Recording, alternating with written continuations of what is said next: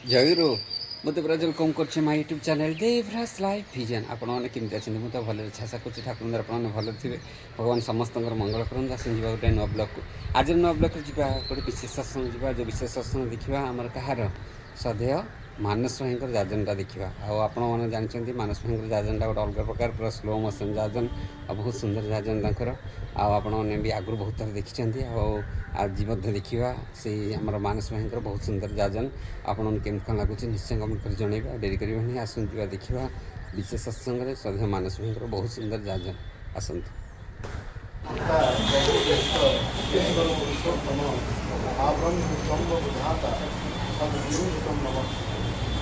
परम दयाल परम प्रेममय श्री श्री ठाकुर परम आराध्या जगत जननी श्री श्री वर्मा परम पूज्यपाद जगाचार्य श्री श्री वरदा परम पूज्यपाद श्री श्री आचार्य देवंकर आशीर्वाद करते मोर मनुष्य प्रति प्रणाम निवेदन करे आदिर এই পবিত্র সৎসঙ্গ নিবাসে উপস্থিত অরণ্য গুরুঘাত মণ্ডলী ভক্তিবতী মাতৃমণ্ডলী সাধু সাধু মণ্ডলী ছোট ছোট পিলাମାନଙ୍କ ଉଦ୍ଦେଶ୍ୟରେ ମୋର ଶ୍ରଦ୍ଧା ଭକ୍ତି ଜୟକୁ ନିବେଦନ କରେ।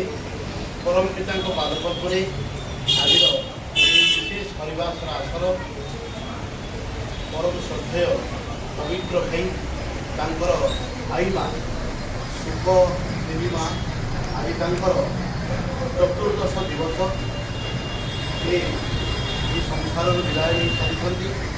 ତେବେ ପରମ ପିତାଙ୍କ ପାଖରେ ସେହି ମାଙ୍କର ଆତ୍ମାର ସଦ୍ଗତି ଭଳି ଲାଭ ହେଉ, ତାଙ୍କର ଆତ୍ମାଟି ସେହି ପରମପିତାଙ୍କ ପାଦପଦ୍ମରେ ସ୍ଥାନ ପାଉ, ଏହା ହିଁ ଆଜିର ସତ୍ସଙ୍ଗରେ ପାଇଛୁ। ତେବେ ଯଦିଓ ମାଙ୍କ ସହିତ ଆମେ ବ୍ୟକ୍ତିଗତ ଭାବରେ ସେତେ ପରିଚିତ ନୁହେଁ, କିନ୍ତୁ ସେ ଯେ ଠାକୁରଙ୍କୁ ଜୀବନରେ ବରଣ କରିଥିଲେ, ଜୀବନରେ ଯେ ସନ୍ମନ୍ତ୍ର ଗ୍ରହଣ କରିଥିଲେ, ଏହା ପ୍ରମାଣ ଦିଏ ସେ ମଧ୍ୟ এই পরম পিতাଙ୍କ ମାଧ୍ୟମ ଦେଇ ଆମ ସହିତ ଯୁକ୍ତ। ଆଉ ପ୍ରକୃତରେ ତାଙ୍କର ଜୀବନ ଧନ୍ୟ, ଜୀବନରେ ଶ୍ରୀ ଶ୍ରୀ ଠାକୁରଙ୍କୁ ସେ ଗୁରୁ ରୂପେ ପାଇଛନ୍ତି। ଠାକୁରଙ୍କର ସେଇ କଥାରୁ ଆରମ୍ଭ କରିବି ଜୀବନର ଉଦ୍ଦେଶ୍ୟ ସଦ୍ଗୁରୁ ଲାଭ ହେବା, ଯେଉଁଥିପାଇଁ ଏ ଦୁନିଆକୁ ପୁନଃ ଯିବା ଆଉ ଆସିବା। ମଣିଷ ଯେପର୍ଯ୍ୟନ୍ତ ସଦ୍ଗୁରୁଙ୍କୁ ଜୀବନରେ ପାଇନାହିଁ, ସେ ପର୍ଯ୍ୟନ୍ତ ଜନ୍ମ ଆଉ ମୃତ୍ୟୁ ଚକ୍ରରେ ବାରମ୍ବାର ଘାଣ୍ଟି ହେଉଥିବ, ଘୁରି ବୁଲୁଥିବ, କିନ୍ତୁ ମୁକ୍ତି ହେବ ନାହିଁ। ସେଦିନ ଯେତେବେଳେ ଶ୍ରୀ ଶ୍ରୀ ଠାକୁରଙ୍କୁ ପଚରାଯାଇଥିଲା, ଠାକୁର ଏ ମୁକ୍ତି ମାନେ କ'ଣ? ଆମେ ନର୍ମାଲି କଥା ହେଉ ଯେ ମୁକ୍ତି ମାନେ ଏ ସଂସାରରୁ ତରିଯିବା, ଏ ସଂସାର ଯେଉଁ ଜଳାମୟ ସଂସାର, ଏ ସଂସାରରୁ ବିଦାୟ ନେଇଗଲେ ଆମେ ଭାବୁଛେ ମୁକ୍ତ। ଠାକୁର କହିଲେ ମୁକ୍ତି ମାନେ ତାହା ନୁହେଁ। ମୁକ୍ତି ମାନେ ହେଉଛି free from the bondage of passion, ବା ପ୍ରବୃତ୍ତିର କରାଳ ବନ୍ଧନରୁ ମୁକ୍ତ ହେବା ହେଉଛି ମୁକ୍ତ।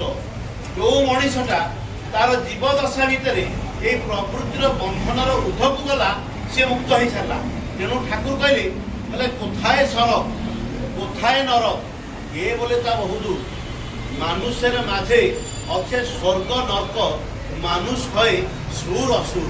বলে কিয়ে কহে স্বর্গ ও নরক দুইটি অলগা জায়গা বলে? এই সংসার ভিতরে হি মଣିষ স্বর্গকু উপভোগ করে ଆଉ ନର୍କକୁ ମଧ୍ୟ ଭୋଗ କରେ। କଥା ହେଉଛି ଯେ ଜୀବନକୁ କେଉଁଭଳି ଭାବରେ ବଳି ଦେଇଛି। ଆଜି ଏ ପବିତ୍ର ଭାଇ ଶ୍ରୀ ଶ୍ରୀ ଠାକୁରଙ୍କ ଦୀକ୍ଷା ଭିତର ଦେଇ ସେ ଏହି ଉପଲବ୍ଧି କଲେ ଯେ ପ୍ରକୃତରେ ମୋର ମା ବା ମୋର ଆଈ ମା, ଯାହାଙ୍କ ଉଦ୍ଦେଶ୍ୟରେ ଏହି ଚତୁର୍ଦ୍ଦଶ ଦିବସରେ ଏକ ନାମ ସଂକୀର୍ତ୍ତନ ସତ୍ସଙ୍ଗର ଆୟୋଜନ କରିବା। ଆଜି ପ୍ରକୃତରେ ଠାକୁର ହିଁ ଆମକୁ ଧରେଇଲେ ଯେ କଳିରେ ନାମ ଏକା ସାର, ଅନ୍ନ ଜନ ସବୁ ଅସାର। ତାହେଲେ କିଛି କାମ କରିବ ନାହିଁ। ଜୀବନରେ ସବୁଠୁ ଶ୍ରେଷ୍ଠ ହେଉଛନ୍ତି ସିଏ।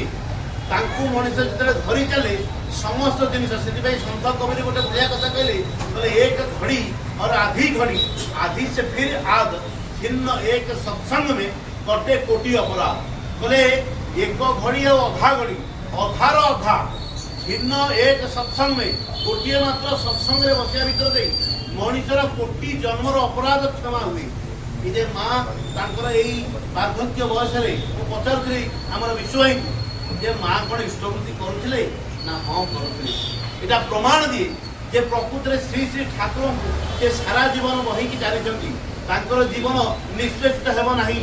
ଠାକୁର ନିଜେ କହିଲେ ଯେ ମୋର ସନ୍ତାନମାନଙ୍କୁ ବା ଯେଉଁମାନେ ମୋର मोर आदर्श को जीवन में वर्ण कर जो मैंने मत गुरु रूपे वर्ण कर मृत्यु पर केवे अंधकार भितर घूरी बुलवाक हेब ना ये आम मैंने भावु आम मान कनसेप्ट या आम भावु मरीगले सरीगला ना आज्ञा मरीगले कि सरे ना मरीगला आउ गोटे जीवन अच्छी तेणु माने ब्रह्मविद्या कहते मृत्यु पर जीवन मृत्यु हूँ केवल स्थूल शरीर विनाश जमी आम आज एक पोशाक पिंधु काली सका पुणी अफिस् बाहर आउ एक पोशाक पिंधु ठीक सेमती मृत्यु हूँ मनुष्यर यही पोशाक बदलला भाई गोटे जिन फिजिकाल शरीर नष्ट हो जाए मनुष्य जो चली जाए कह जाए ब्रह्मविद्या कहते 36 घंटा पर्यंत तार लिंग शरीर तार यही अस्तित्व भाई स्थूल शरीर सहित युक्त होता है जे पर्यंत ये स्थूल शरीर को विनाश कर न दि जाए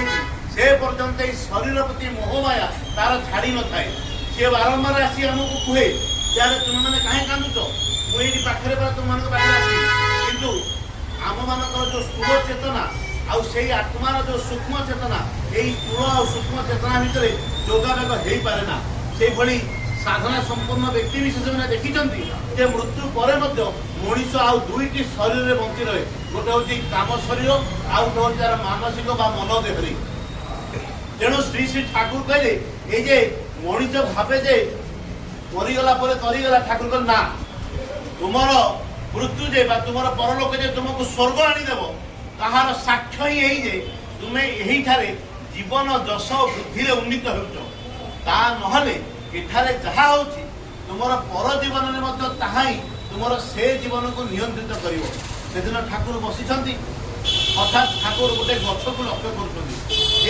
लक्ष्य बा दृष्टिटा एक रकम निबद्ध हो जाए से गछ उपर जो मैंने देखुं ठाकुर कौन अपलक नहले से गछ को देखुं किसी समय बीती जाऊँगी ठाकुर उठुंट परिश्रा करने पुणी गोड़ हाथ धोई पुणी से गछ को लक्ष्य कर जड़े गुरु भाई साहसर सहित प्रश्न कर ठाकुर आप समय से गछटा को देखुं कौन देखुं कौन गछ आप देखी ना ठाकुर कहले अरे जोड़ से गछ भितर किए अच्छी जानू से गछ भितर ज्योतिष घोषर आत्मा अच्छी आउ शह शह बिछा दंशन कले जो कष्ट से कष्टर सहित से गछर डाल उपर बसी रही मत देखुची कहीं जानू ना जीवदशा भितर जो बंची था मत देखा मो पाखे बसवा ता जीवन परम आकांक्षा थिला किंतु गोटे घटना चक्र ज्योतिष घोष माने गोपाल संप्रदायर लोक ठाकुर को जो जीवदशा भितर देखी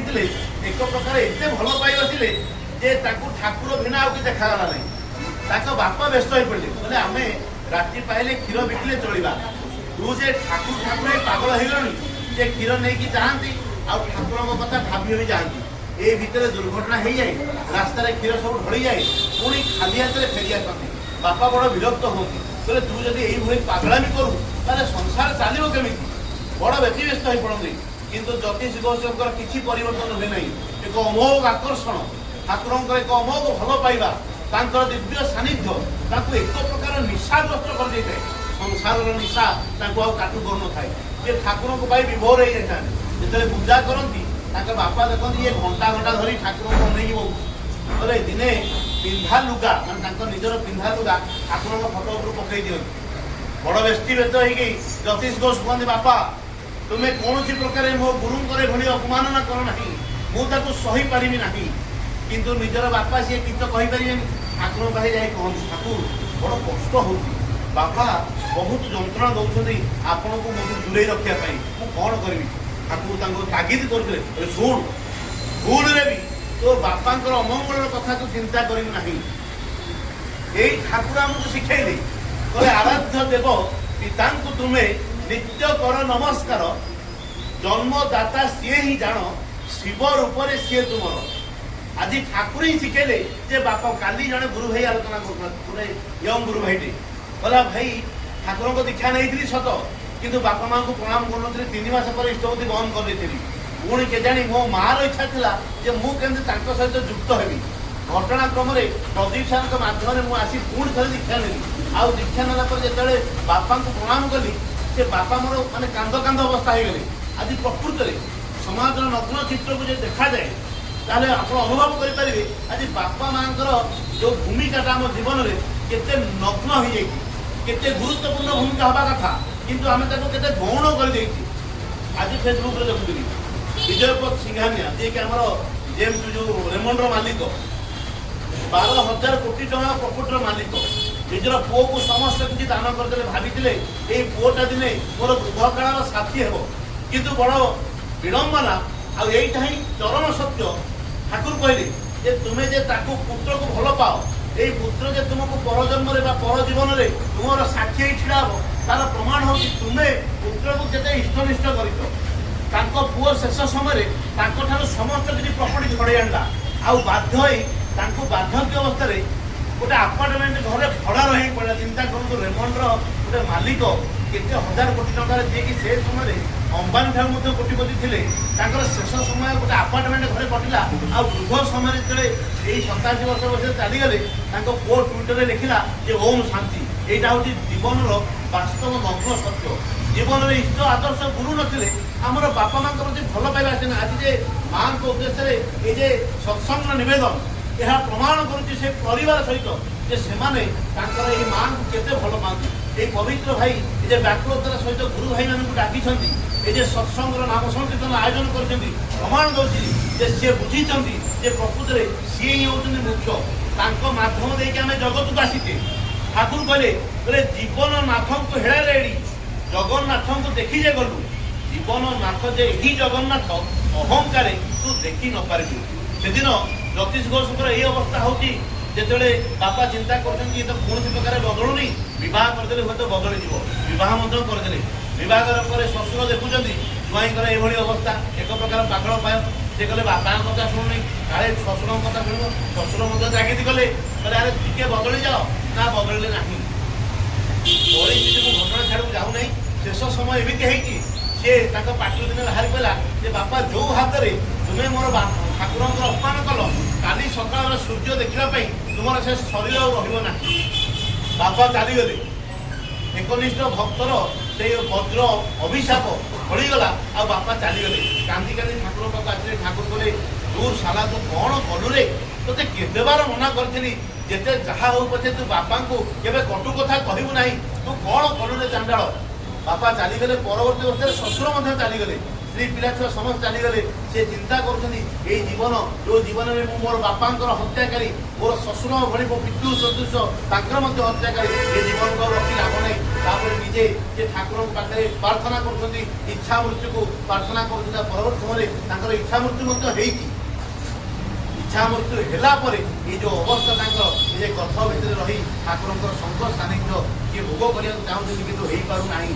ଆଜି ପ୍ରକୃତରେ ମା ଯଦିଓ 14 ଦିନ ହେଲା ଏ ସଂସାରର ବିଦାୟ ନେଇ ସାରିଲେଣି, କିନ୍ତୁ ତାଙ୍କରି ଉଦ୍ଦେଶ୍ୟରେ ଏ ଯେ ନାମ ସଂକୀର୍ତ୍ତନ ସତ୍ସଙ୍ଗ ଆଜି ଆୟୋଜନ ହେଇଛି, ଏଇ ସତ୍ସଙ୍ଗର ପ୍ରାର୍ଥନା, ଏଇ ସତ୍ସଙ୍ଗ ଭାଇ ଯେ କୀର୍ତ୍ତନ କରୁଥିଲେ, ଏ ଯେ ଭାଇମାନେ ଭଜନ କରୁଥିଲେ, ଏ ସମସ୍ତ କିଛି ଜିନିଷ ସେଇ ମାଙ୍କ ପାଖରେ ନିଶ୍ଚିତ ଭାବରେ ପହଞ୍ଚିବ, ଏଥିରେ ତିଳେ ମାତ୍ର ସନ୍ଦେହ ନାହିଁ। ମୁଁ ଜାଣେ ନା ଯେ ମାଙ୍କ ଜୀବିତ ଅବସ୍ଥାରେ ଏ ଘରେ ସତ୍ସଙ୍ଗ କେବେ ହେଇଛି ନା ନାହିଁ, କିନ୍ତୁ ହେଇଥାଉ ବା ନ ହେଇଥାଉ, ତାଙ୍କର ଚତୁର୍ଦ୍ଦଶ ଦିବସରେ এই যে নাম সংকীর্তন সৎসঙ্গের আয়োজন হয়েছে, ଏହା ନିଶ୍ଚିତ ରୂପେ ତାଙ୍କୁ ସ୍ପର୍ଶ କରିବ, ଏଥିରେ ତିଳେ ମାତ୍ର ସନ୍ଦେହ ନାହିଁ। ପ୍ରକୃତରେ ଠାକୁରଙ୍କୁ ଧରି ନଥିଲେ ଆମେ ବି ମଧ୍ୟ ବୁଝିନଥାନ୍ତୁ ଜୀବନରେ ବାପା ଓ ମାଙ୍କର ଭୂମିକା। ଆଜି କେତେ ସେ ଝିଅଟି ସ୍କୁଲରେ ଗାଏ, ଗୋଟେ ବଢ଼ିଆ ଗୀତଟେ ଗାଏ। ସେ ଗୀତଟି ଯେତେବେଳେ ସେ ଗାଏ, ମୋ ଆଖିଟା ଟିକେ ଭରି ଆସେ। ସେ ଗୀତଟିର ପଂକ୍ତି ଥିଲା, ଏ ମାଟି ମୋର ଏଡ଼େ ନିଜର, ବାପରି କେହି ନାହିଁ, ଓଳଟି ତାର ଏଡ଼େ ମଧୁର, ଦାସରି କେହି ନାହିଁ। ପ୍ରକୃତିରେ ଯେଉଁ ପରିବାର ସେ ମାଆଙ୍କୁ ହରେଇଛନ୍ତି, ଆପଣ ବିଶ୍ୱାସ କରନ୍ତୁ ଦୁନିଆରେ ସବୁ কিছুର ରିପ୍ଲେସମେଣ୍ଟ ଅଛି, କିନ୍ତୁ ବାପା ଓ ମାଆଙ୍କର ରିପ୍ଲେସମେଣ୍ଟ କିଛି ନାହିଁ। କେହି ନାହାନ୍ତି ତାଙ୍କର ମାନେ ରିପ୍ଲେସ କଲା ଭଳିଆ। ଆଜି ଯିଏ ହରେଇଛି, ବାପି ଭାଇ ସେଦିନ ଦାଦନ ଭିତରେ କହୁଥିଲେ, କହିଲେ ଯେତେବେଳେ ମା ଭେଣ୍ଟିଲେଟରରେ ଥିଲା, ମାନେ ବଞ୍ଚିବାର କୌଣସି ଆଶା ନଥିଲା, ଡାକ୍ତରମାନେ କହୁଥିଲେ କେତେ ସମୟ ଯେ ଭେଣ୍ଟିଲେଟରରେ କଟିବ ଆମେ କହିପାରିବୁ ନାହିଁ। ସେତେବେଳେ ବାପି ଭାଇ କହୁଛନ୍ତି କାନ୍ଦି କାନ୍ଦି ମୁଁ ଆସିକି ଗୋଟେ ଗଛ ମୂଳରେ ମୋ ପକେଟ ଭିତରେ ହାତ ପୁରେଇ ଦେଖିଲି ଯେ 1,2 ଟଙ୍କା କ'ଣ ପଡ଼ିଥିଲା। ସେଇ 2 ଟଙ୍କାକୁ ମୁଁ ପ୍ରଣାମୀ ଦେଇ ଠାକୁରଙ୍କୁ ପ୍ରାର୍ଥନା କରି, ଠାକୁର ମୋ ମା କ'ଣ ଏତେ କଷ୍ଟ ପାଇବ, ତାକୁ ମୁକ୍ତି ଦିଅ। ଯେମିତି ପ୍ରଣାମୀ ରଖିଲେ ମା ସିଆଡ଼େ ଚାଲିଗଲେ। ବାପି ଭାଇ ନିଜେ କହୁଥାନ୍ତି, ଏଇ କଥାଟା ମୁଁ କାହିଁକି କହୁଛି, ତାଙ୍କର ଚରିତ୍ର ଉଦାହରଣ ଆମ ଜୀବନ ପ୍ରତି ମଧ୍ୟ ନିଅ। ସିଏ କହୁଛନ୍ତି ଯେ ମା ବଞ୍ଚିଥିଲା ବେଳେ କେତେ ଆଶା କରିଥିଲା, ମୋ ପୁଅ ଏଇଆ କରିବ, ମୋ ପୁଅ ସେଇଆ କରିବ, ମୋ ପୁଅ ସେମିତି ହବ। କିନ୍ତୁ ଆଜି ମା ନାହିଁ, ଯେ ସମସ୍ତ କଥା ମାନିବାକୁ ଇଚ୍ଛା ହେଉଛି, କିନ୍ତୁ ଆଜି ମା ନାହିଁ। এই সত্য ভাইটি বসিছেন, মটু ভাই বসিছেন, মু সেମାନଙ୍କ ভিতরে দেখিছি তাଙ୍କ বাপা চালিଯିବା ସମୟରେ ପୂର୍ବରୁ কিভাবে ব্যাকুলতা বাপাଙ୍କୁ বঞ্চাই রক্ষা পাই। ତିନି ଭାଇ ଯାକ ଲାଗି ପଡ଼ିଥାନ୍ତି ବାପା କେମିତି ସୁସ୍ଥ ହେଇ ଉଠିବେ। ଏ ଭାବଟା କେବଳ ଗୋଟେ ଗୁରୁ ଭାଇ ଯିଏ ଠାକୁରଙ୍କୁ ବୁଝିଛି, ଯିଏ ଠାକୁରଙ୍କୁ ଅନୁଭବ କରିଛି, ସେ ହିଁ ଅନୁଭବ କରିପାରିବ, ସାଧାରଣ ଲୋକ ନୁହେଁ।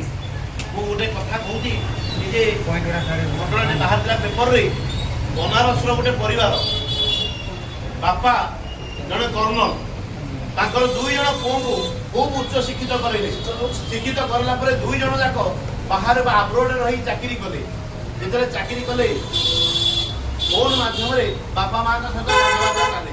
ଏଇ କଥାବାର୍ତ୍ତା ଭିତରେ ଦିନେ ବହୁତ ଦିନ ବିତି ଯାଇଛି, ପୁଅମାନେ ଆଉ ଘରକୁ ଆସିନାହାନ୍ତି, ନିଜ ନିଜର ଜଞ୍ଜାଳ ଭିତରେ ବ୍ୟସ୍ତ ହୋଇଯାଆନ୍ତି। ଏଇ ବ୍ୟସ୍ତତା ଭିତରେ ଦିନେ ଖବର ଆସେ ଯେ ମା ଆଜି ଚାଲିଗଲେ।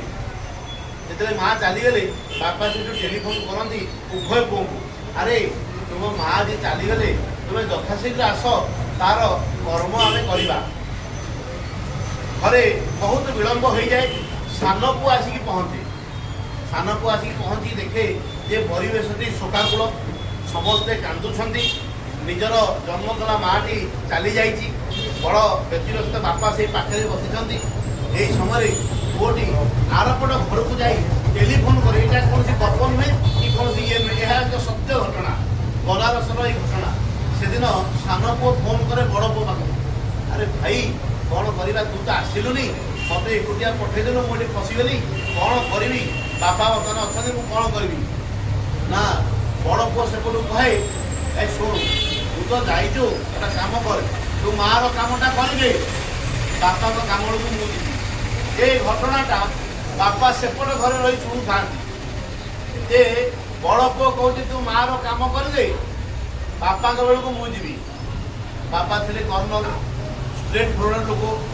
ସେ କହିଲେ ସାନ ପୁଅକୁ, ଆରେ ଶୁଣୁ, ତୋ ଭାଇକୁ ଉତ୍ତର ଦେଇଦେ, ତାହେଲେ ଆଉ ଆସିବା ଦରକାର ନାହିଁ। ଏ ମାଆର କାମରେ ମୋର କାମ ବି ସରିଗଲା, ଆଉ ତାକୁ କହିବା ଆସିବା ଦରକାର ନାହିଁ, ସେ ସିଆଡ଼େ ରହିଯାଉ।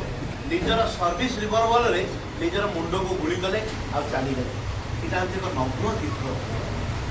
ଆମେମାନେ ଆମ ବାପା ମାଆଙ୍କୁ କୋଉଠି ରଖିଛେ?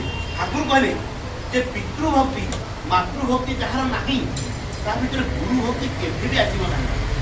ଠାକୁର କହିଲେ ମାତୃ ନିନ୍ଦା କଲେ ମଣିଷ ରୋଗଗ୍ରସ୍ତ ହୋଇପଡ଼େ। କାହିଁକିନା ଯୋଉ ମାଆର ଗର୍ଭରୁ ଆମେ ଆସିଛେ, ଯୋଉ ମା ଆମକୁ 9 ମାସ ଗର୍ଭରେ ରଖିକି ଜନ୍ମ ଦେଇଛି, ମୁଁ ଯଦି ସେଇ ମାଆର ନିନ୍ଦା କରେ, ତାମାନେ ମୁଁ କ'ଣ କଲି? ନିଜ ଗୋଡ଼ରେ କୁରାଢ଼ି ମାରିଲି। ତେଣୁ ମାତୃ ନିନ୍ଦା କଲେ ରୋଗାଗ୍ରସ୍ତ ହୁଏ। ପିତୃ ନିନ୍ଦା, କିଏ ପିତୃ ନିନ୍ଦା କରେ ସିଏ ଦାରିଦ୍ରତା ଭୋଗ କରେ। କାହିଁକି ନା ଆଜି ଯାହାଙ୍କ ମାଧ୍ୟମରେ ବା ଯାହାଙ୍କଠୁ ଅର୍ଥ ଆହରଣ କରେ, ଯାହାଙ୍କୁ ମୁଁ ATM ରୂପେ ବ୍ୟବହାର କରି ମୋ ଜୀବନକୁ ଛୋଟରୁ ବଡ଼ କରିଛି, ମୁଁ ଆଜି ତାଙ୍କର ନିନ୍ଦା କରୁଛି, ତାମାନେ ପିତୃ ନିନ୍ଦା କରୁଛି। এই ପିତୃ ନିନ୍ଦା ଦାରିଦ୍ରତା ଆଣେ। ପୁଣି କହିଲେ ଗୁରୁ ନିନ୍ଦା କଲେ ମଣିଷର ବଂଶନାଶ ହୁଏ, ଆଉ ବ୍ରହ୍ମ ନିନ୍ଦା କଲେ ସର୍ବନାଶ ହୁଏ। ତେଣୁ ଠାକୁର କହିଲେ ମା ଆଉ ବାପା ଗୋଟେ ଏଭଳି ବ୍ୟକ୍ତିତ୍ୱ, ଏଭଳି ସେ ଗୋଟେ ଛୋଟ ଝିଅଟେ ବଢ଼ିଆ ଗୀତ ଗାଏ, କିଆଁ ଯିବି ମୁଁ ମନ୍ଦିର, କିଆଁ ବୁଝିବି ପଥର, ମୋ ପାଇଁ ମୋ ବାପା ମା ଚଳନ୍ତି ଠାକୁର। ଆଜି ପ୍ରକୃତରେ ଠାକୁରଙ୍କୁ ଦେଖେଇ ଦେଇଗଲେ, ଠାକୁରଙ୍କ ମା ଚାଲି ଯାଇଛନ୍ତି, ଠାକୁର କାନ୍ଦୁଛନ୍ତି ଛୋଟ ପିଲା ଭଳିଆ। ମାନେ ଯେତେ ଲୋକ ଅଛନ୍ତି ବୁଝଉଛନ୍ତି, କେହି ବୁଝେଇ ପାରୁନାହାନ୍ତି ଠାକୁରଙ୍କୁ। ଠାକୁର ଏକ ପ୍ରକାର ପାଗଳ ପ୍ରାୟ ହେଇ ପଡ଼ିଛନ୍ତି। ଦେଖାଯାଉଛି ଯେ ଯିଏ ପୁରୁଷୋତ୍ତମ, ଯିଏ ମାନବ ଜୀବନର ପରମ ଉଦ୍ଧାତା, ଯାହାଙ୍କୁ ରିଷ୍ଟ ନାଶକ ଲୋକପତି କୁହାଯାଏ, ଯିଏ ଚଳନ୍ତି ବିଗ୍ରହ ପୁରୁଷୋତ୍ତମଙ୍କର, ତାଙ୍କର ଏଭଳି ଅବସ୍ଥା ମାତୃ ବିୟୋଗରେ ଗୋଟେ ପ୍ରକାର ପାଗଳ ପ୍ରାୟ ହେଇ ପଡ଼ୁଛନ୍ତି। ଠାକୁରଙ୍କୁ କେହି ବୁଝେଇ ପାରୁନାହାନ୍ତି। ସେ ସମୟରେ ଠାକୁରଙ୍କ ସହଧର୍ମୀ ଲକ୍ଷ୍ମୀ ମା, ଯାହାଙ୍କୁ ଠାକୁର ବଡ଼ ବଡ଼ ବୋଲି ଡାକିଲେ, ସିଏ ଆସୁଛନ୍ତି ଆଉ କହୁଛନ୍ତି, କ'ଣ ଆଗରୁ ତାହାର ମା ଚାଲି ଯାଇନଥିଲେ, ତୁମେ ଛୋଟ ଛୁଆ ଭଳି କାନ୍ଦୁଛ କ'ଣ? ତୁମେ ଯଦି ଏପରି କାନ୍ଦିବ ତାହେଲେ ଲୋକମାନଙ୍କୁ ଭରସା ଦେବ କିଏ? ମାଙ୍କର ପ୍ରତିଭା କଥା ଭିତରେ ଦେଖାଯାଉଛି ଠାକୁର ଶାନ୍ତ ହୋଇଯାଉଛି। ପୁଣି ଦେଖାଯାଉଛି ଯେତେବେଳେ ଠାକୁରଙ୍କର ବୟସ ଅପରାହ୍ନରେ 69 ବର୍ଷ ବୟସରେ ହଠାତ୍ ଦିନେ କଥା ଛଳରେ କେହି ଜଣେ ଭକ୍ତ ମାଙ୍କ କଥାକୁ ପକେଇ ଦିଏ। ଏ କଥାକୁ ଶୁଣି 69 ବର୍ଷ ବୟସରେ ଠାକୁର କାନ୍ଦି ପକାଉଛନ୍ତି। କହିଲେ ମୋ ମାଆର କଥା କାହିଁକି ମନେ ପକେଇଲ, କେତେ କଷ୍ଟରେ ମୁଁ ତାକୁ ଭୁଲିଥିଲି। ଠାକୁର ଲେଖୁଛନ୍ତି ଚିଠି ମାଆଙ୍କର ଚତୁର୍ଦ୍ଦଶ ଦିବସରେ। କହିଲେ ମା, ତୁମେ ପାଇଁ ଏଇ ଘରଟି ମୁଁ କରିଥିଲି, ମୋର ଆଶା ଥିଲା ତୁମେ ଆସିବ ଆଉ ଏଇ ଘରେ ରହିବ ଆଉ ମୁଁ ତମ କୂଳରେ ରହିବି, କିନ୍ତୁ ତୁମେ ଚାଲିଗଲ। ଆଜି ମୁଁ ନିଶ୍ଚିତ ହେଇଗଲି, କେଜାଣି କୋଉ ବାଟେ ତୁମେ କେତେବେଳେ ଘରକୁ ଆସିବ, ମୋର ଏଇ ଘର ପରିପୂର୍ଣ୍ଣ ହେବ। ଚିନ୍ତା କରନ୍ତୁ, ଆଜି ପିଲାମାନେ ମାଠୁ ଦୂରେଇବା ପାଇଁ କେତେ ପ୍ରକାର ବାହାନା କରୁଛନ୍ତି, କେତେ ପ୍ରକାର ପ୍ଲାନିଂ ଏକ୍ସପିରିଏନ୍ସ କରୁଛନ୍ତି, କିନ୍ତୁ ଠାକୁର ମାଆକୁ ଆପଣେଇବା ପାଇଁ କେତେ ପ୍ରକାର ବାହାନା କରୁଛନ୍ତି। ମାଆର କଥା ମନେ ପଡ଼ିଲେ ଠାକୁର କାନ୍ଦି ପକାଉଛନ୍ତି। ମା କହିଦେଇଥିଲା ଯେ ଅନୁକୂଳ କିଛି ହେଇନାହିଁ, ଗୋଡ଼ ରକ୍ତ ମାନେ ଖଣ୍ଡିଆ ହେଇଯାଇଛି, ତତଲା ବାଲିରେ ଚାଲିକି ଠାକୁର ପଳେଇଲେ। ଠାକୁରଙ୍କୁ ଲୋକମାନେ ବାରଣ କଲେ, ଆରେ ଅନୁକୂଳ ତୁ ଯଦି ତତଲା ବାଲିରେ ଯିବୁ ତ ଗୋଡ଼ ଖଣ୍ଡିଆ ହେଇଯିବ, ଆହୁରି ରକ୍ତସ୍ରାବ ହବ। ନା ମା କହିଛି କିଛି ହବନି। ମାଙ୍କ ଉପରେ ଗଭୀର ବିଶ୍ୱାସ। ତେଣୁ ଠାକୁରଙ୍କର ଯୋଉ ଭାବାଦର୍ଶ, ଯୋଉ ଆଇଡିଓଲୋଜି ଅଛି, ସେ ଆଇଡିଓଲୋଜି ଭିତରେ ଗୋଟେ ଦେଖାଯାଏ ଗୋଟେ ବାଣୀ, ମାତୃଭକ୍ତି ଅତୁଟ ଯତ ସେଇ ছেলে হয় କୃତି ତତ୍ତ୍ୱ। ଆପଣମାନେ ଭଲ ଭାବରେ ଦେଖନ୍ତୁ, ପ୍ରଭୁ ଶ୍ରୀରାମଚନ୍ଦ୍ରଙ୍କ ଜୀବନୀ ଦେଖନ୍ତୁ, ସେ ମାନେ କୃଷ୍ଣ ଠାକୁରଙ୍କ ଜୀବନୀ ଦେଖନ୍ତୁ, ଗୌତମ ବୁଦ୍ଧଙ୍କର ଜୀବନୀ ଦେଖନ୍ତୁ, ବା ଯେକୌଣସି ମହାପୁରୁଷଙ୍କ ଜୀବନୀ ଦେଖନ୍ତୁ, ସମସ୍ତଙ୍କୁ ଦେଖିବେ ସମସ୍ତେ କେମିତି ମାନେ ମାତୃ ପିତୃ କେନ୍ଦ୍ରିକ।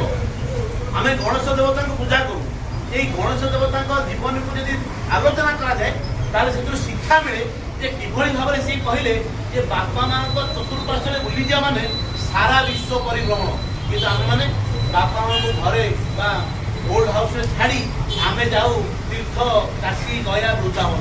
ଠାକୁର କହିଲେ ଯେ କାଶୀ ଗୟା ବୃନ୍ଦାବନ କିଛି ମୂଲ୍ୟ ନାହିଁ ଯଦି ବାପା ମାଙ୍କ ସେବାରେ ତୁମେ ରହୁଛ। ଗୋଟେ ବଢ଼ିଆ ଭିଡ଼ିଓଟା ଆସିଥିଲା ଯେ ଲୋକମାନେ ମହାକୁମ୍ଭରେ ଗଲେ ସ୍ନାନ କରିବା ପାଇଁ, କହିଲେ କେତେ ହଜାର ବର୍ଷ ପରେ ମହାକୁମ୍ଭ ଆଇଛି, ସ୍ନାନ କଲେ ପାପ ସବୁ ଧୋଇ ହେଇଯିବ। ଆଜ୍ଞା ଯେ ଧୋଇ ହେଉଥାନ୍ତେ ସ୍ନାନ ପାପ ଗୁଡ଼ା ଧୋଇ ହେଉଥାନ୍ତା, ତା ଲୋକମାନେ ଆଜି କଲବଲ ହେଇକି ମରୁନଥାନ୍ତେ। ସ୍ନାନ କଲେ ପାପ ହୋଇଯାଏ ନା, ସ୍ନାନ କଲେ ଶରୀରର ମଇଳା ଧୋଇ ହେଇଯାଏ। ଠାକୁର କହିଲେ ମନର ମଇଳା ଅଛି ପରା, ମନର ମଇଳାକୁ ଧୋଇବାକୁ ଗଲେ ତତେ ସେବା କରିବାକୁ ପଡ଼ିବ। କାହାର? ବାପା ମା ଆଉ ଗୁରୁଙ୍କର। ତିନୋଟି ଜିନିଷ କହିଲେ, କହିଲେ ପିତୃଦେବ ଭବ, ମାତୃଦେବ ଭବ, ଆଚାର୍ଯ୍ୟ ଦେବ ଭବ। ଠାକୁର କହୁଛନ୍ତି ଯେ ବର୍ତ୍ତମାନ ସମୟର ଯୋଉ ଚକ୍ର ଚାଲିଛି, এই চক্র ভিতরে মଣିষ যে আଜି পরম স্বার্থবাদী হয়ে উঠিছে, এই স্বার্থ পাখে নিজের বাপা মাଙ୍କୁ জଳାঞ্জଳି দেওয়া ପାଇଁ ମଧ୍ୟ ସେ ପ୍ରସ୍ତୁତ। ସେଇଠି ଠାକୁର ଅନୁକୂଳ ଚନ୍ଦ୍ର ଆସିଲେ ଏକ ନୂତନ ଭାବାଦର୍ଶ ନେଇ କହିଲେ ଯେ ବାପା ଓ ମାଙ୍କୁ ପ୍ରଣାମ କରିବାକୁ ପଡ଼ିବ। ଆଉ ଏଇ ଭାବଟା ଆମ ଭିତରେ ସୃଷ୍ଟି ହେବ, ଏଇ ଭାବଟା ଆମ ଭିତରେ ସୃଷ୍ଟି ହେବ କେତେବେଳେ ଜାଣନ୍ତି?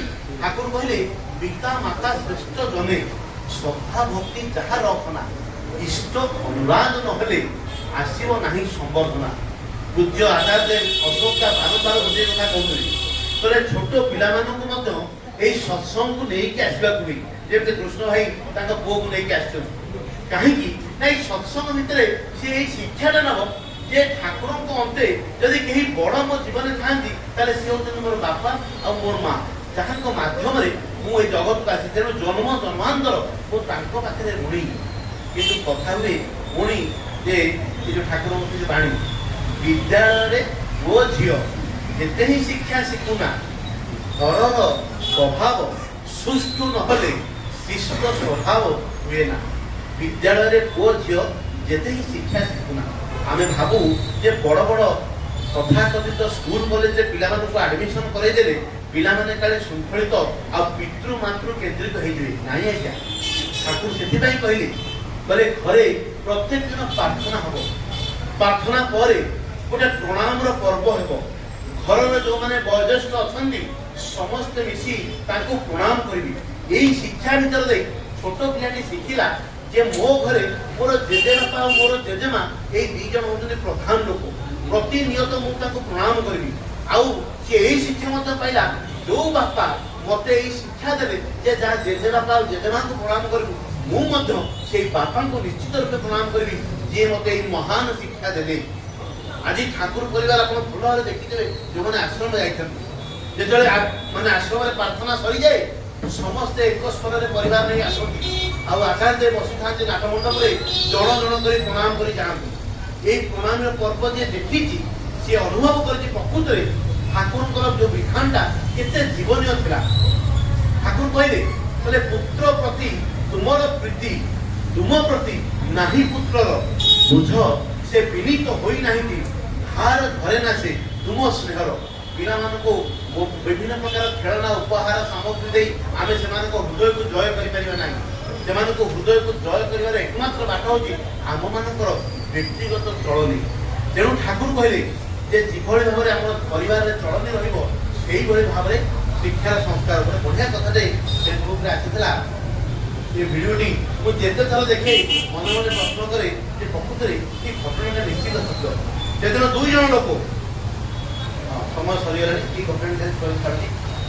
ଗୋଟେ କଳାକାର ଯିଏ ମୂର୍ତ୍ତି ଗଢୁଛି ସେଦିନ ଭଗବାନଙ୍କୁ ପ୍ରଶ୍ନ କରୁଛି ଭଗବାନ ତୁମେ ବି ଗୋଟେ କଳାକାର ଆଉ ମୁଁ ବି ଗୋଟେ କଳାକାର।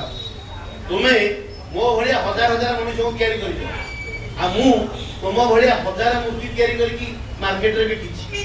କିନ୍ତୁ ବଡ ଦୁଃଖର କଥା ଲାଗେ ଏଇଆ ତୁମ ତିଆରି ମଣିଷ ମାନଙ୍କ ଭିତରେ ଝଗଡା ଲାଗେ କିନ୍ତୁ ମୋ ତିଆରି ମୂର୍ତ୍ତିର ଦେବତାଙ୍କ ଭିତରେ କେବେ ଝଗଡା ଲାଗେ ନା। ଆଉ ମତେ ନିଜକୁ ଘୃଣା ଲାଗେ ସେତେବେଳେ ଯେତେବେଳେ ଆମେ ମୋ ତିଆରି ମୂର୍ତ୍ତିକୁ ନେଇ ପୂଜା କରୁ କିନ୍ତୁ ମତେ ଗଢିଥିବା ମୂର୍ତ୍ତିକୁ ପୂଜା କରିବାକୁ ଭୁଲି ଯାଉ। ଠିକ କଥା ନୁହେଁ କି? ଆମେ ଆମକୁ ଯିଏ ଗଢିଛନ୍ତି ଆମେ ତାଙ୍କୁ ପୂଜା କରୁନା କିନ୍ତୁ ମନ୍ଦିରରେ ଯାଇ ଫୁଲ ଚଢଉ ବେଲପତ୍ର ଚଢଉ ପୂଜା କରୁ। ଠାକୁର କହିଲେ ଆରେ ତୋ ବାପା ମାତା ଜୀବନ ପାଖରେ ତେଣୁ ଠାକୁର କେତେ ସୁନ୍ଦର କଥା କହିଲେ ଦେଖିକି ପାରୁଥ ଜୀବ ଏମହି ମଣ୍ଡଳେ ଈଶ୍ୱର ଯାର ନାମ ଲୋକ ଯାକୁ ବୋଲେ ତୁମେ ଯଦି ସେ ଈଶ୍ୱର ଦେଖି ନ ପାରିଲ ସେ ପଦ କମଳେ କେତେ ନିବେଦିବ ଫୁଲ। ତାହେଲେ ଯଦି ସେ ଈଶ୍ୱରକୁ ଦେଖିପାରୁନ ତାହେଲେ ଫୁଲ ଦବ କୋଉଠି? ମୁଁ ତ କହେ ଠାକୁର କହୁଛନ୍ତି ମୁଁ ତ କହେ ସମୟ ବିଶ୍ୱାସ ପିତା ମାତା ଦେବା ଦେବୀ ଏହି ଧରା ତଳେ ପୂଜ ଜୀବ ପଦ ତାଙ୍କ ଭକ୍ତି ପୁଷ୍ପ ଦଳେ ତାଙ୍କୁ ପୂଜିଲେ ଜୀବ ମନର ବିକାର ଧର୍ମ ଅର୍ଥ କାମ ମୋକ୍ଷ ମିଳେ ଅନିର୍ବାର। ଜୀବନ ଆଜି ଏଭଳି ହେଇଗଲାଣି ପିଲାମାନେ ଆଉ 10 ଦିନ ପର୍ଯ୍ୟନ୍ତ ମଧ୍ୟ ଅପେକ୍ଷା କରୁନାହାନ୍ତି କାରଣ ଲାଇଫ ଏତେ ବିଜି ସିଡ୍ୟୁଲ ଟଙ୍କା କମେଇବାରେ ସମସ୍ତେ ଏତେ ବ୍ୟସ୍ତ। ଯାହାର ଆବ୍ରୋଡରେ ଯେ ଚାକିରି କରିଛି ସେ ବ୍ରାହ୍ମଣକୁ କହୁଛି କଣ ଗୋଟେ ସିଷ୍ଟମ କର ଯେମିତି 10 ଦିନ ଜାଗାରେ 2 ଦିନରେ ସବୁ କାମ ସରିଯିବ ସିଧା ଅସ୍ଥି ଫସ୍ତି ନେଇକି ସେ ସମୁଦ୍ରରେ ବିସର୍ଜନ କରିଦେଇ ଚାଲିଯିବି। କିନ୍ତୁ ଭୁଲି ଯାଉଛି ଯେ ଦିନ ମଧ୍ୟ ଆମର ଆସୁଛି ମୁଁ ମୋ ବାପାଙ୍କର ମୋ ମା ସହିତ ଯୋଉ ଭଳି ବ୍ୟବହାର କରିଛି ରିଟର୍ନ ମଧ୍ୟ ସେଇଭଳି ବ୍ୟବହାର କରେ। ଠାକୁର କହିଲେ ଯେ ଯାହା ଇଚ୍ଛା ତାହା କରିଲେ ତାହା କିନ୍ତୁ ଚଳିବନି ଭଲ ଛଡା ମନ୍ଦ କଲେ ପରିସ୍ଥିତି ଛାଡିବ ନାହିଁ। ତୁମେ ତୁମ ବାପା ବୋଉଙ୍କ ସହିତ ଯୋଉ ଭଳି ବ୍ୟବହାର କରିଛ ମନେ ରଖ ନେଚର ମଧ୍ୟ ତୁମକୁ ତାର 10 ଡବଲ ରିଟର୍ନ ଫେରେଇବ। ଆଉ ସେତେବେଳେ ପାଇଁ ତୁମେ ପ୍ରସ୍ତୁତ ଥାଅ। ସମୟ ସଂକ୍ଷିପ୍ତ ମୁଁ ଆଉ ବିଶେଷ କିଛି ଆଲୋଚନା କରିବି ନାହିଁ। ସେ ମା ତାଙ୍କୁ ଦେଖିଲେ ଲାଗୁଛି ସେ ଜଣେ ଭକ୍ତିମତୀ ମା। ସେ ଜୀବନର ଶେଷ ସମୟ ପର୍ଯ୍ୟନ୍ତ ଠାକୁରଙ୍କର ବୀଜମନ୍ତ୍ରକୁ ସେ ଗ୍ରହଣ କରିଥିଲେ ଇଷ୍ଟବୃତ୍ତି ମଧ୍ୟ କରୁଥିଲେ। ତେଣୁ ତାଙ୍କର ଆତ୍ମା ଯେ ଚିର ମୁକ୍ତି ଲାଭ କରିବ ସେଥିରେ ଆଉ ତିଳେ ମାତ୍ର ପ୍ରଶ୍ନ ନାହିଁ। ଖାଲି ଏତିକି ଟିକେ କହିବି ମାଙ୍କର ଆବର୍ତ୍ତନରେ ମା ତ ଆଜି ଚାଲି ଯାଇଛନ୍ତି ତାଙ୍କ ଆବର୍ତ୍ତନରେ ତାଙ୍କ ପରିବାର ଲୋକ ଯଦି ଆହୁରି ଇଷ୍ଟ ପ୍ରାଣ ଦେଇଛନ୍ତି ଏଇ ପରିବାରରେ ଯଦି ଟିକେ ପ୍ରାର୍ଥନା ହୁଏ ଟିକେ ଶୁଭ ଶଙ୍ଖ ବାଜେ ଟିକେ ଜୟ ରାଧେ ରାଧେ ହୁଏ ତାହେଲେ ସବୁଠୁ ବେଶୀ ଖୁସି ସେଇ ମା ହୁଏ। ଯାହା ହେଉ ମୋ ପରେ ମୋ ପିଲାମାନେ ମୋ ଗୁରୁଙ୍କୁ ମୋ ପରିବାରରେ ରଖିକି ଚାଲିଛନ୍ତି ଏଇଟା ହିଁ ତାଙ୍କର ସବୁଠୁ ଚରମ ଉପଲବ୍ଧି ହେବ। ତେଣୁ ଆଉ ବିଶେଷ କିଛି କହିବି ନାହିଁ। ଏଠାରେ ଉପସ୍ଥିତ ପ୍ରତ୍ୟେକ ଭାଇ ଏବଂ ମା ମାନଙ୍କର ଜୀବନ ଏଭଳି ଇଷ୍ଟମୟ ହଉ ଜୀବନର ଶେଷ ପର୍ଯ୍ୟନ୍ତ ସମସ୍ତେ ଯେମିତି ଠାକୁରଙ୍କୁ ଧରି ଚାଲନ୍ତି ଏହି ପ୍ରାର୍ଥନା। ଜୟ ଆଜିର ବ୍ଲଗ୍ ଆପଣ ଦେଖିଲେ କିନ୍ତୁ ସଧୀ ମାନସ ଭାଇଙ୍କର ବହୁତ ସୁନ୍ଦର ଆୟୋଜନ ଆପଣଙ୍କୁ କେମିତି ଲାଗିଲା ନିଶ୍ଚୟ କମେଣ୍ଟ କରି ଜଣାଇବେ। ପୁଣି ଦେଖା ହେବ ଗୋଟେ ନୂଆ ବ୍ଲଗ୍ ରହୁଛି ଆପଣଙ୍କ ନମସ୍କାର ଜୟ ଜଗନ୍ନାଥ ଜୟ